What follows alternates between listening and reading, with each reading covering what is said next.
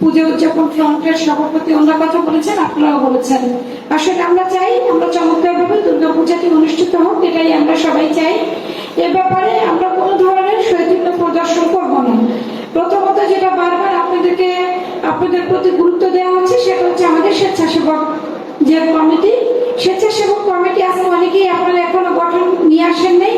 আপনারা দয়া করে কমিটি গঠন করে আমাদের উপজেলা নির্বাহী অফিসার মহোদয়ের কাছে দিবেন, আমরা ওনার কাছ থেকে পেয়ে যাব। আমি এবং আমাদের এসপি মহোদয় উনি আসতে চেয়েছিলেন, ওনার আজকে একটা গুরুত্বপূর্ণ মিটিং ছিল বলে উনি এখানে আসতে পারেননি, দুঃখ প্রকাশ করেছেন। আমরা দুজনেই আসবো। আমাদের সেনাবাহিনীর ক্যাম্প কমান্ডার যিনি ওনারা আমাদের সাথে থাকবেন, আমাদেরকে ছাড়াও ওনারা থাকবেন।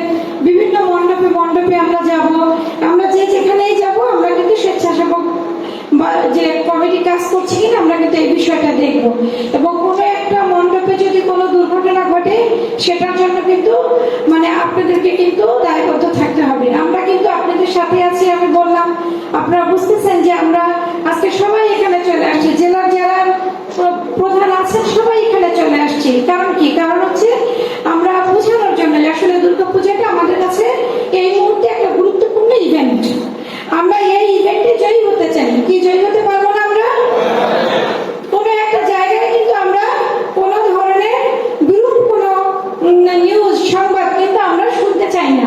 তাহলে আপনারা যদি সেখানে প্রতিনিয়ত থাকেন, আমাদের যিনি এসিডেন্ট মহোদয় উনি কিন্তু চমৎকার কথা বলেছেন। বয়সে যদি উনি অনেক নবীন, কিন্তু উনি অনেক সুন্দরভাবে বলেছেন যে আমরা দেখা যায় যে ছেলেপেলেগুলি কথাবার্তা শুনে না তাদেরকে দিয়ে আমরা স্বেচ্ছাসেবক কমিটিতে তাদেরকে ঢুকিয়ে রেখে দিই যে আমরা কমিটি একটা তৈরি করছি, সে অবশ্য ওখানে নাই, কোথায় চলে গেছে।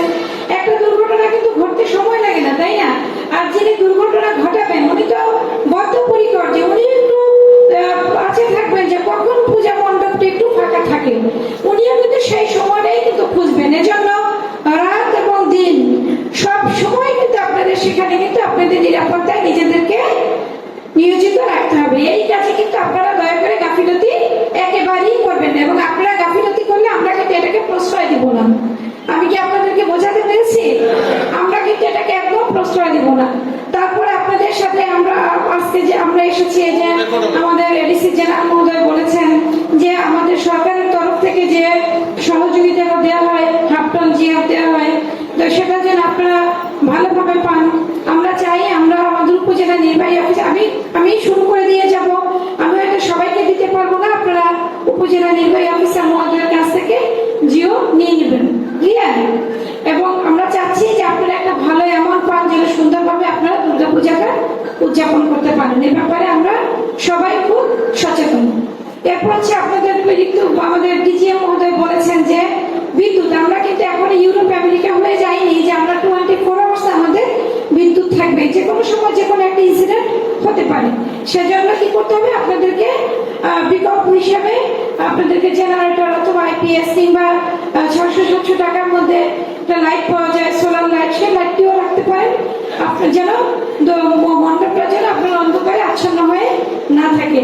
এর বাইরেও আমাদের অন্যান্য যে সাবধানতা, যেমন ফায়ার সার্ভিস, আমরা আপনাদেরকে বেশ কিছু নাম্বার দেবো এখানে, যেখানে আমাদের জেলা প্রশাসক, পুলিশ সুপার থেকে শুরু করে কমান্ডার, আর্মি ক্যাম্প, জেলা কমান্ডার, আনসার, উপজেলা নির্বাহী অফিসার, সরকারি কমিশনার, ভূমি অফিসার ইনচার্জ, সবার নাম্বার থাকবে। ডিজিএম পল্লী বিদ্যুৎ, তারপর ফায়ার সার্ভিস স্টেশন অফিসার, সকলের নাম্বার থাকবে।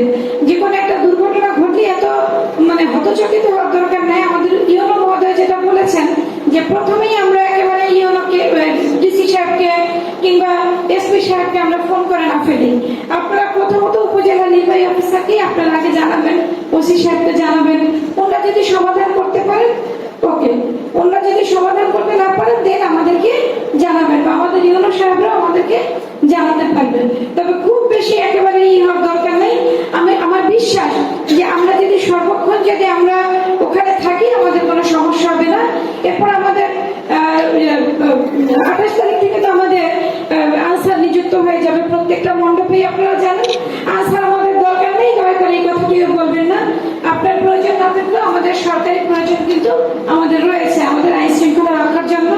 তবে এটা সত্যি কথা যে সেখানে কিন্তু আমরা 12 ঘন্টা যেন সবাই ডিউটি পালন করে, অর্থাৎ রাতের বেলা যারা আনসার থাকবেন আমরা তাদেরকেও ব্রিফিং দিয়ে দিব, ওনারা যেন শিফটিং করে যেন ডিউটি করেন, একসাথে সবাই ঘুমাই গেলেন বা একসাথে সবাই ডিউটি করলেন, এরকমটা যেন না হয়।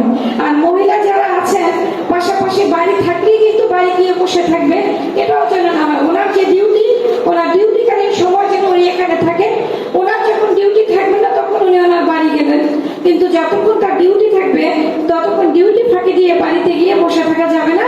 এই বিষয়টিও আমি আমাদের যিনি জেলা আনসার কমান্ডার উনি দেখবেন বিষয়টা এরকমটা যেন না হয়। সর্বোপরি সুন্দরভাবে আপনারা দুর্গাপূজা উদযাপন করবেন, আমরা আপনাদের সাথে প্রত্যেকটা মুহূর্তেই আছি।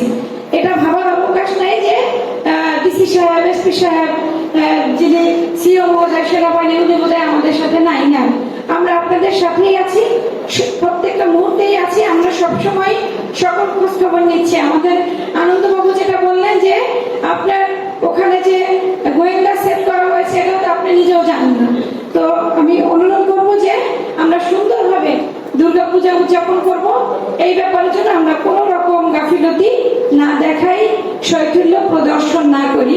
সবাইকে অসংখ্য ধন্যবাদ এবং কৃতজ্ঞতা যে আপনারা এসেছেন দূর দূরান্ত থেকে, এই জন্য আপনাদেরকে অসংখ্য ধন্যবাদ। সকলের প্রতি আবারও আমার কৃতজ্ঞতা এবং শুভকামনা ব্যক্ত করে আমি আমার বক্তব্য শেষ করব।